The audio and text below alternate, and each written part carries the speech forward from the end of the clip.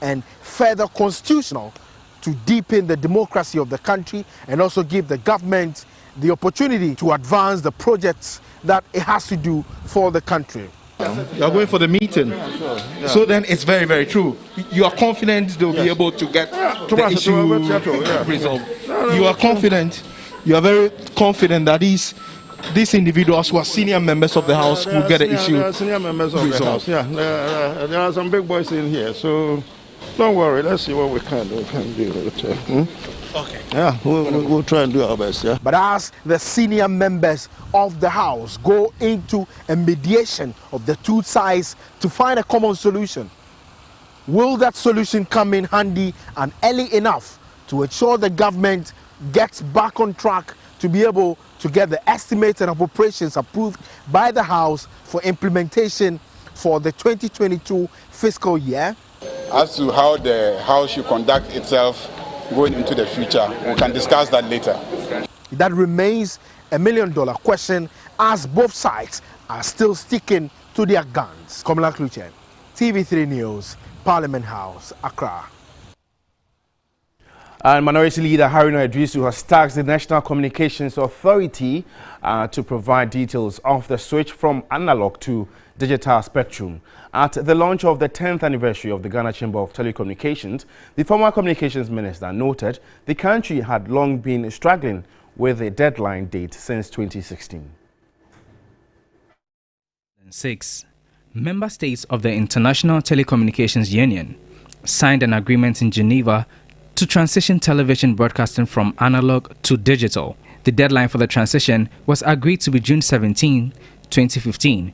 That is 9 years after the agreement. Ghana was one of the signatories to the agreement. In 2021, however, Ghana is yet to make the transition. The Minority Leader and former Communications Minister, Haruna Iddrisu, drew the attention of the NCA. Transition from analog radio and television to digital radio and television. Where are we? We need a switch of date.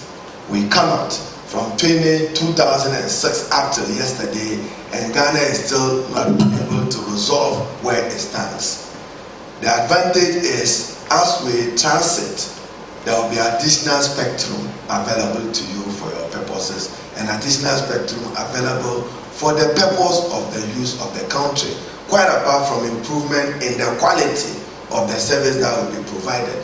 So far, only a few African countries such as Tanzania, Rwanda, and Kenya have met the goal. For TV3 News, Lodi Dwasari, Accra. And now to health, the Noguchi Memorial Institute for Medical Research has announced the detection of 34 imported cases of the Omicron variant of COVID-19. The institute, in a tweet, noted the 34 cases were among some 120 samples collected from travelers returning to Ghana from 3 countries between November 21 to 25. It came hours after the Ghana Health Service reported the country's first 2 cases of the new variant. The World Health Organization has warned that Omicron poses a high infection risk.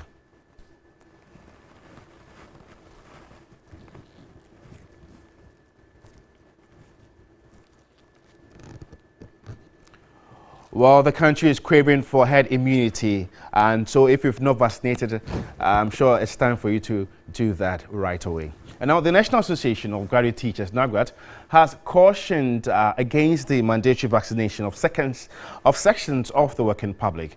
NAGRAT President Eric Angel Kabonu tells TV3 the mandatory vaccination could be chaotic and could rather spread the infection if more centers are not designated.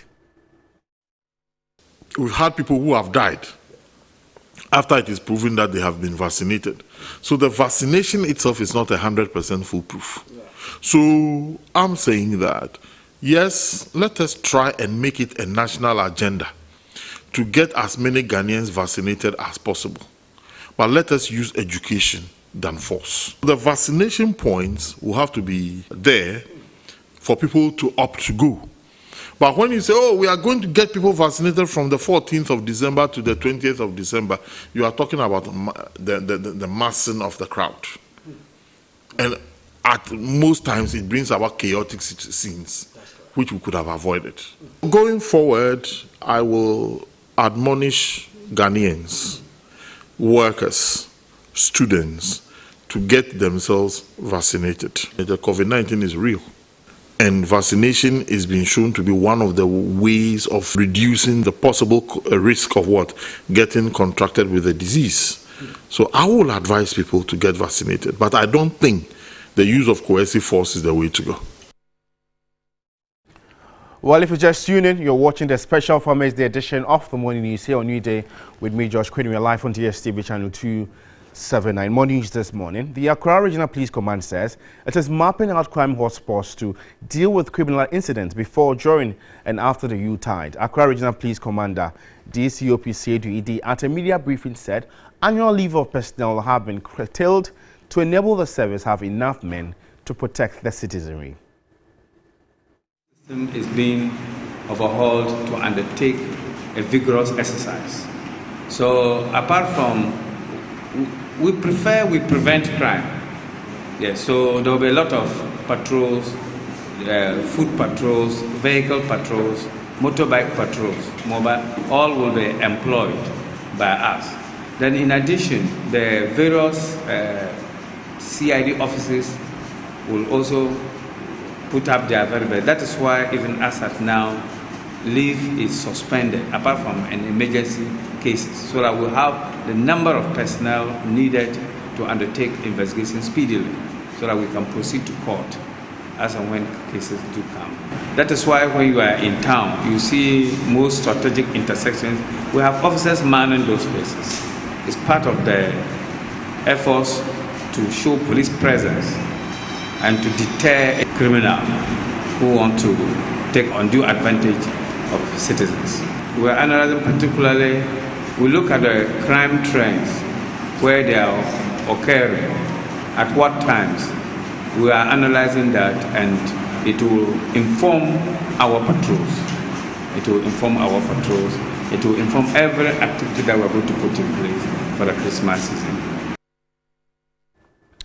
11 illegal chainsaw operators have been handed over to the police after being arrested by a combined team from the Achimota Municipal Forestry Commission, and their equipment were also seized and handed over to the police. The suspects were ages between 21 years and 60 years. The Achimota Forestry Manager, Ernest Adolfo, expressed worry over the illegal activities which have negatively affected forest zones and contributes to climate change. He cautioned illegal chainsaw operators and appealed to residents to provide information to protect the forest zones.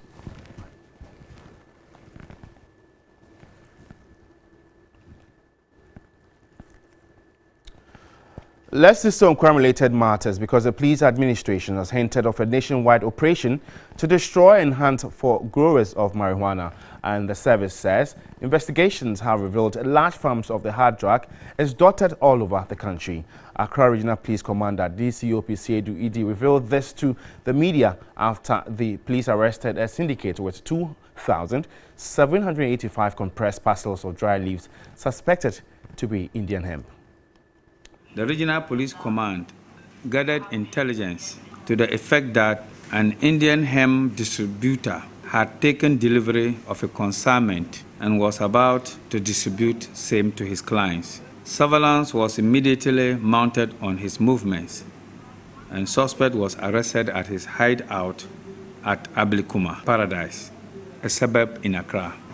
Henry Potofi is currently in police custody and assisting with investigations.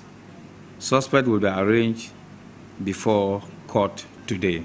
Meanwhile, the 278 compressed parcels will be taken to the police forensics lab for examination.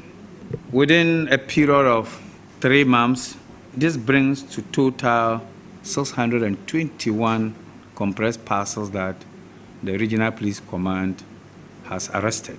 We want to inform or warn our farmers who are indulging in the cultivation of marijuana to utilize government programs in agriculture to grow foodstuffs to feed Ghanaians instead of growing marijuana, which destroy our society.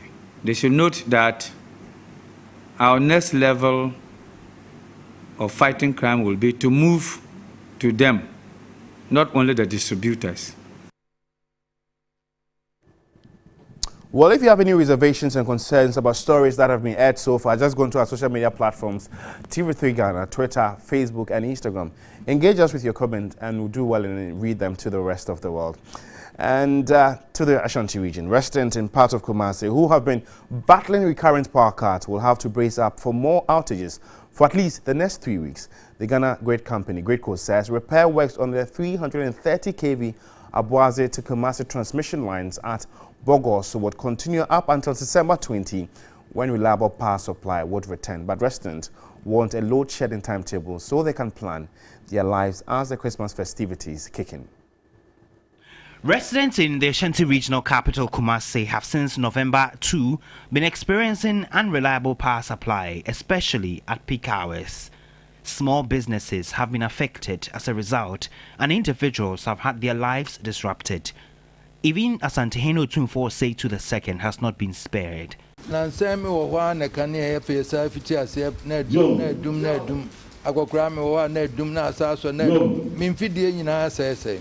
Energy Minister Dr. Matthew Opoku Prempeh has attributed the fluctuations to a shortfall in energy supply from Ghana Gas. Ghana Gas, which supply fuel to power the thermal plants, have also developed technical problems. Residents would have to brace up for more outages for the next 3 weeks, as Gridco has given an assurance that the repair works on the 330 kilovolt Abuaze to Kumasi transmission lines will be complete by December 20. But the residents and small business owners say a timetable is required to enable them plan.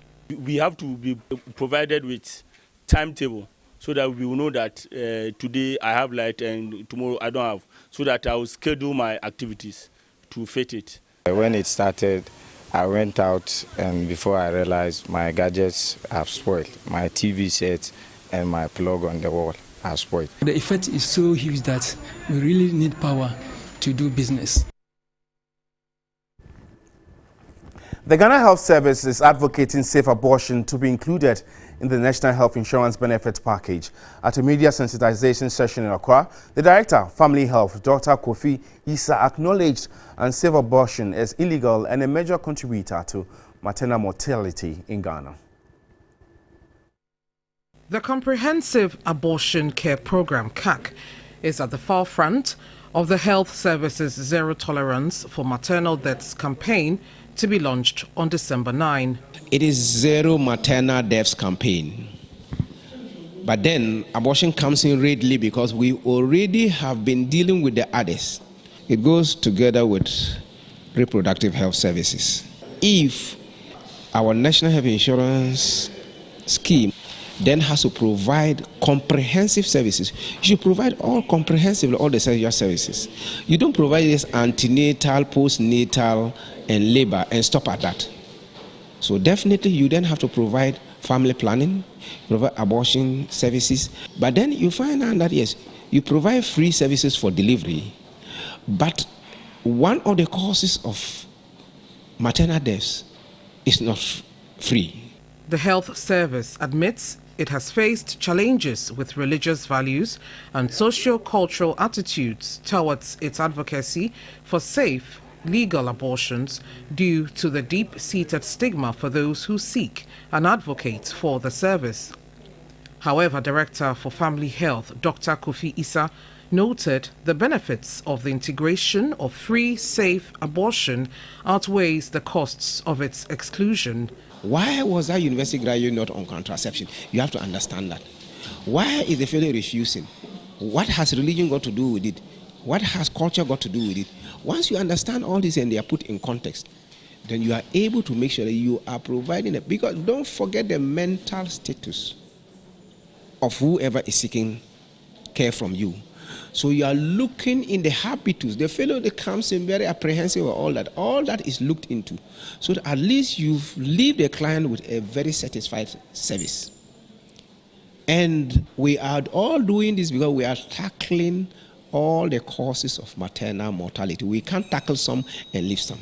Section 58 of Act 29, amended by PNDC Law 102 of Ghana's Penal Code, criminalizes unsafe abortion The law is, however, clear on provisions for safe and legal abortion. The Health Service, categorizing comprehensive abortion care as a public health issue, has embarked on context specification, orientation and training for key policymakers and socio-cultural players such as health workers, chiefs and religious leaders to garner ownership and support for the campaign.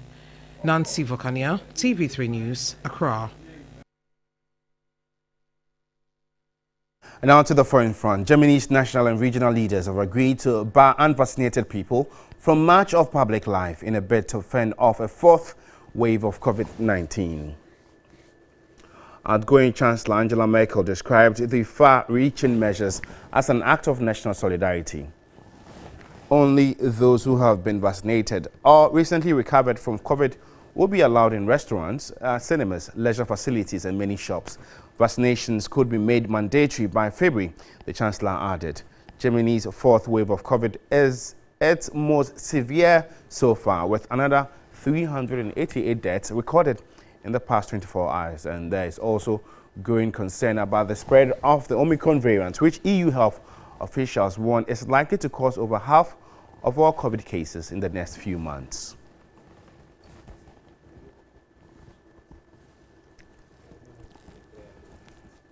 In more international news this morning, the new coronavirus variant Omicron has now become dominant in South Africa and is driving a sharp increase in new infections, health officials say. Some 8,500 new COVID infections were registered in the latest daily figures, which almost double the 4,300 cases confirmed the previous day. By contrast, daily infections were averaging between 200 and 300 in mid-November, a top South African scientist told the BBC. Omicron has now been detected in at least 24 countries around the world, according to the World Health Organization.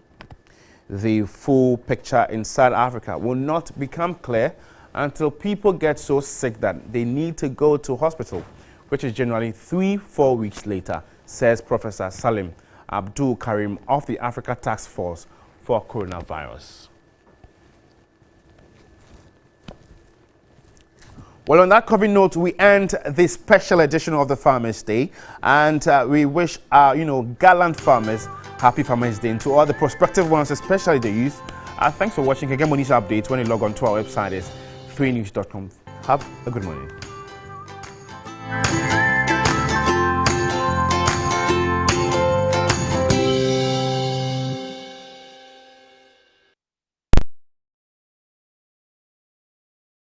This week on Mentor X, it's week 9 already.